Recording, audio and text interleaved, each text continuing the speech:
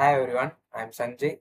Today I'm going to explain the detail about implementation of k-means clustering for customer segmentation. The program implements the k-means clustering algorithm for customer segmentation. The Pandas library is used for reading and handling the dataset. The Matplotlib.pyplot library is used for plotting graphs and visualizing clusters. The data is loaded from a CSV file using the readCSV function. The head function displays the first five rows of the dataset. The info function provides information about columns, data types, and total records. The isNull.sum statement checks whether the dataset contains missing values. The k-means class is imported from the Scikit-learn library. A list named WCSS is created to store within cluster sum of squares values. A loop runs from 1 to 10 to calculate WCSS for different cluster values. The FIT method trains the k-means model using annual income and spending score columns.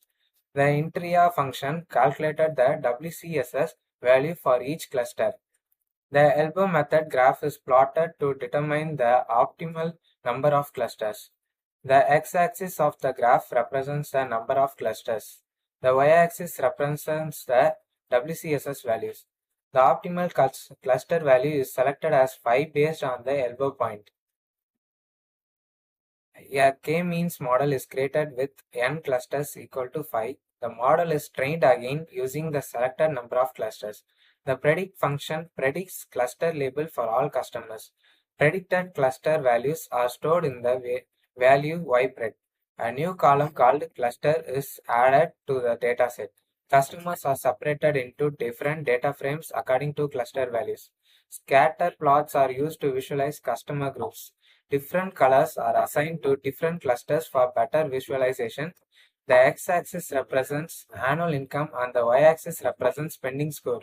The legend function displays customer label in the graph. The title function adds the title customer segments to the graph. The show function displays the final clustered graph. The program helps identify different categories of customer based on spendings.